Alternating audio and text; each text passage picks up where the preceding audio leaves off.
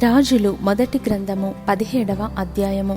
అంతటా గిలాదు కాపురస్తుల సంబంధియును తిష్బీయుడునైన ఏలియా అహాబు నొద్దకు వచ్చి, ఎవని సన్నిధిని నేను నిలవబడి ఉన్నానో ఇశ్రాయేలు దేవుడైన ఆ యెహోవా జీవముతోడు నా మాట ప్రకారముగాక ఈ సంవత్సరములలో మంచైనను వర్షమైనను పడదని ప్రకటించెను.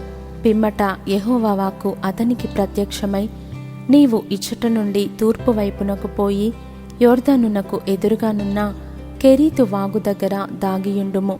ఆ వాగు నీరు నీవు త్రాగుదువు. అచ్చటికి నీకు ఆహారము తెచ్చినట్లు నేను కాకోలములకు ఆజ్ఞాపించుతునని అతనికి తెలియజేయగా, అతడు పోయి యెహోవా సెలవు చొప్పున యోర్దానునకు ఎదురుగానున్న కెరీతు వాగు దగ్గర నివాసము చేసెను. అక్కడ కాకోలములు ఉదయమందు రొట్టెను మాంసమును, అస్తమయమందు రొట్టెను మాంసమును అతని యొద్దకు తీసుకొని వచ్చుచుండెను. అతడు వాగునీరు త్రాగుచూ వచ్చెను. కొంతకాలమైన తరువాత దేశములో వర్షము లేక ఆ నీరు ఎండిపోయెను. అంతటా యెహోవా వాక్కు అతనికి ప్రత్యక్షమై ఇలాగు సెలవిచ్చెను, నీవు సీదోను పట్టణ సంబంధమైన సారెపతు అను ఊరికి పోయి అచ్చట ఉండుము. నిన్ను పోషించుటకు అచ్చటనున్న యొక్క విధవరాలికి నేను సెలవిచ్చి తిని. అందుకతడు లేచి సారెపతునకు పోయి పట్టణపు గవిని యొద్దకు రాగా, ఒక విధవరాలు అచ్చట కట్టెలు ఏరుచుండుట చూచి ఆమెను పిలిచి, త్రాగుటకై పాత్రతో కొంచెము నీళ్లు నాకు తీసుకొని రమ్మని వేడుకొనెను. ఆమె నీళ్లు తేబోవుచుండగా అతడామెను మరలా పిలిచి, నాకొక రొట్టె ముక్కను నీ చేతిలో తీసుకొని రమ్మని చెప్పెను. అందుకామె, నీ దేవుడైన యెహోవా జీవముతోడు తొట్టిలో పట్టెడు పిండియు బుడ్డిలో కొంచెము నూనెయు నా యొద్దనున్నవే గాని అప్పమొకటైనా లేదు.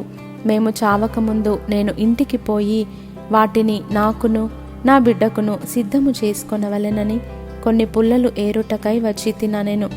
అప్పుడు ఏలియా ఆమెతో ఇట్లనెను, భయపడవద్దు, పోయి నీవు చెప్పినట్లు చేయుము.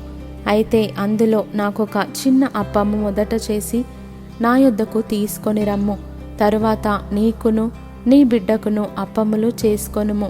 భూమి మీద యెహోవా వర్షము కురిపించే వరకు ఆ తొట్టిలో ఉన్న పిండి తక్కువ కాదు, బుడ్డిలో నూనె అయిపోదని ఇశ్రాయేలీల దేవుడైన యెహోవా సెలవిచ్చియున్నాడు అనెను. అంతటా ఆమె వెళ్ళి ఏలియా చెప్పిన మాట చొప్పున చేయగా, అతడును ఆమెయు ఆమె ఇంటివారును అనేక దినములు భోజనము చేయుచూ వచ్చిరి. యెహోవా ఏలియా ద్వారా సెలవిచ్చిన ప్రకారము తొట్టిలో ఉన్న పిండి తక్కువ కాలేదు, బుడ్డిలో ఉన్న నూనె అయిపోలేదు. అటు తర్వాత ఆ ఇంటి యజమానురాలైన ఆమె కుమారుడు రోగి అయి ప్రాణము నిలువజాలనంత వ్యాధి గలవాడాయెను.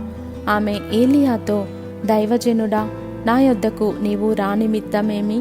నా పాపమును నాకు జ్ఞాపకము చేసి నా కుమారుని చంపుటకై నా యొద్దకు వచ్చితివా అని మనవి చేయగా, అతడు, నీ బిడ్డను నా చేతికిమ్మని చెప్పి ఆమె కౌగిటిలో నుండి వానిని తీసుకొని తానున్న పై అంతస్తు గదిలోనికి పోయి తన మంచము మీద వాని పరుండబెట్టి, యెహోవా నా దేవా, నన్ను చేర్చుకొనిన ఈ విధవరాలి కుమారుని చంపునంతగా ఆమె మీదికి కీడు రాజేసితివా అని యెహోవాకు మొరపెట్టి ఆ చిన్నవాని మీద ముమ్మారు తాను పారచాచుకొని, యెహోవా నా దేవా, నా మొర ఆలకించి ఈ చిన్నవానికి ప్రాణము మరలా రానిమ్మని యెహోవాకు ప్రార్థింపగా, యెహోవా ఏలియా చేసిన ప్రార్థన ఆలకించి ఆ చిన్నవానికి ప్రాణము మరలా రానిచ్చినప్పుడు వాడు బ్రతికెను.